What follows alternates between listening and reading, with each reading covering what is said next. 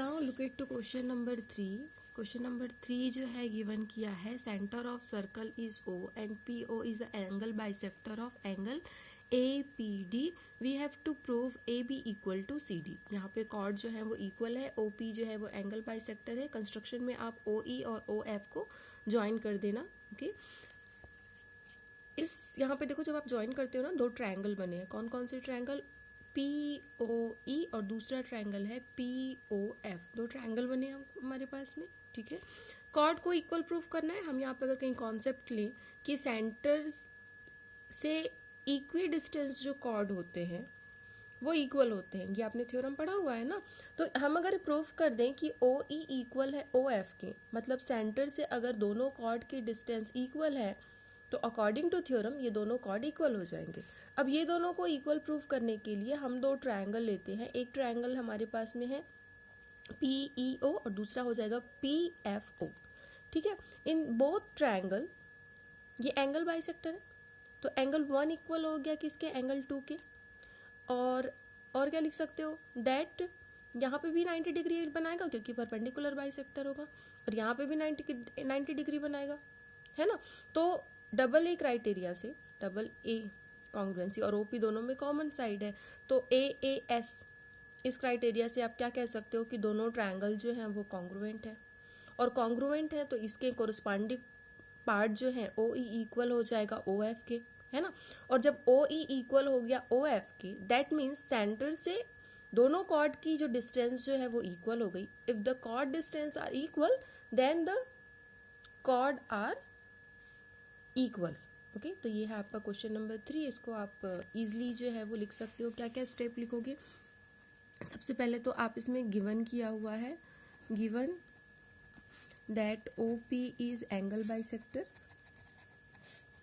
I hope आप लोग को ये क्वेश्चन जो है वो समझ में आ गया होगा, बट मैं एक बार आप लोग को समझा देती हूँ. तो एंगल 1 इक्वल हो गया किसके? एंगल 2 के.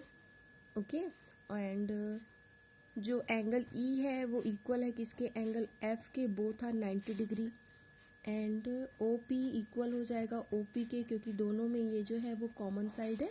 दो ट्रायंगल यहाँ पे लिख देना, PEO एंड ट्रायंगल PFO. ठीक है, तो AAS कॉन्ग्रुएंसी से, ठीक है, दोनों जो ट्रायंगल है कॉन्ग्रुएंट हो गया FO के, इसलिए OE इक्वल हो गया OF के. बिकॉज OE इक्वल है किसके? OF के, है ना. Distance of cord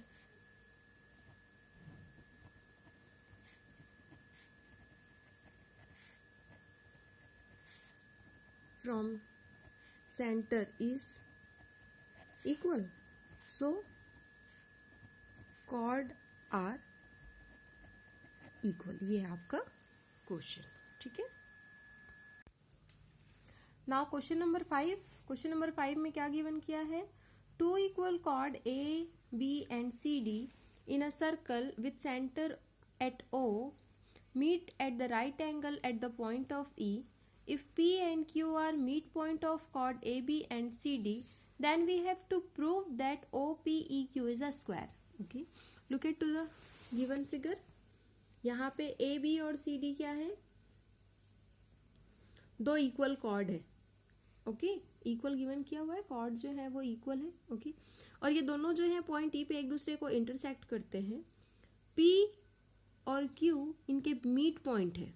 okay, all the जो मेन जो पॉइंट है जो है ना यहाँ पे इसने गिवन कर दिए हैं. और इसने ये भी गिवन किया है कि ये दोनों जो कॉर्ड है एक दूसरे को 90 डिग्री के एंगल पे इंटरसेक्ट करते हैं. क्या प्रूफ करना है हमको? OPEQ क्या है? एक स्क्वायर है. ठीक है, तो ऑल जो थिंग्स है ये ऑलरेडी क्लियर है, क्योंकि देखो अगर OP AB और CD का मीट पॉइंट जो है वो Q है ना, तो OP परपेंडिकुलर होगा, वैसे ही OQ जो है वो भी CD पे परपेंडिकुलर होगा. मतलब यहाँ पे एंगल 90 डिग्री का बनेगा Q पे, P पे भी 90 डिग्री का बनेगा, और एंगल E ऑलरेडी हमको 90 डिग्री गिवन किया हुआ है ना.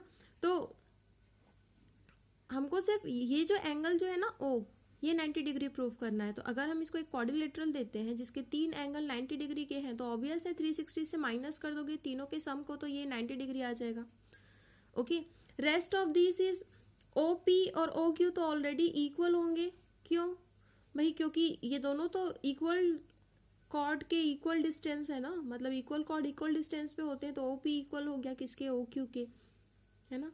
और अगर कहीं एंगल इक्वल है तो opposite, if the angle are equal then their chord are also equal. तो इस कॉन्सेप्ट से ये ओ पी ई क्यू जो है एक स्क्वायर हो जाएगा। ओके, अब हम इसको लिखेंगे कैसे? सिस्टमेटिक इसको लिखने के लिए सॉल्यूशन स्टार्ट करना, वॉट एवर द गिवन, ये सब आप राइट कर लो यहाँ पे। In solution given that AB equal to CD and E is a intersecting point, है ना। तो एंगल जो बनेगा AEC ये कितने का हो गया आपका? 90 डिग्री का हो जाएगा। And P and Q are meet point,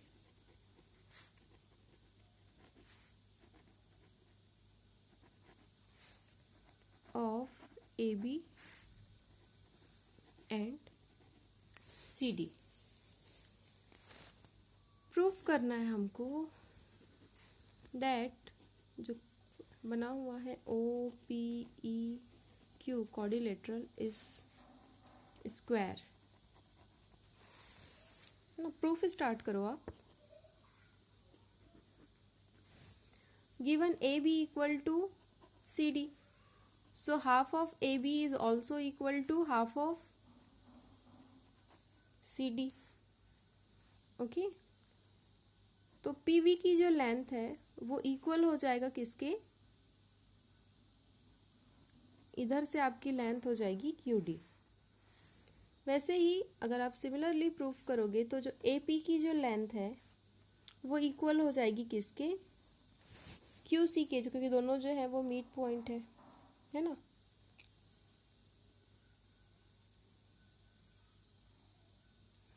और क्या है इसमें? ओ पी इक्वल है किसके? ओ क्यू के, because the equal chord in equal chords are equidistance in circle. ये थ्योरम आपने पढ़ा हुआ है। तो जो एंगल बनेगा हमारे पास में, ये भी हमको गिवन किया है, बी ई क्यू जो है वो 90 डिग्री है। पी ई इक्वल हो जाएगा ओ क्यू के,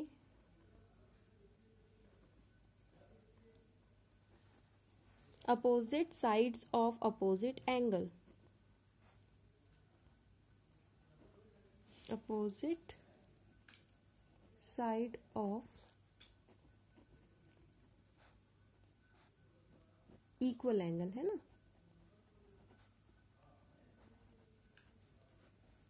आर इक्वल होते हैं इसलिए क्यू ई जो है ये भी इक्वल हो जाएगा ओपी के। तो आपको चारों साइड्स इक्वल मिल गए, चारों एंगल जो है वो 90 डिग्री का मिल गया, है ना। तो यहाँ पे इसी में मेंशन कर देना कि एंगल P जो बनेगा और एंगल Q जो बनेगा ये भी 90 डिग्री हो जाएंगे। तो आपको इस क्वाड्रिलेटरल में कौन कौन सी चीजें मिली? इन quadrilateral O P E Q, all the sides are equal, OP equal to OQ and it is equal to PE and QE, है ना। Plus all the angles, angle P, angle Q, angle E and angle O, all are 90 degree.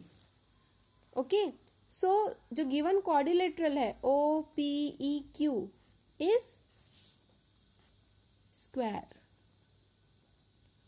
तो ये आपका question है जो आपने proof कर दिया, ठीक है। तो रेस्ट ऑफ द क्वेश्चन, एक आध क्वेश्चन बचे हुए हैं इसमें एक्सरसाइज में, वो आप सॉल्व कर लो, देन ये एक्सरसाइज हमारा कंप्लीट हो जाएगा।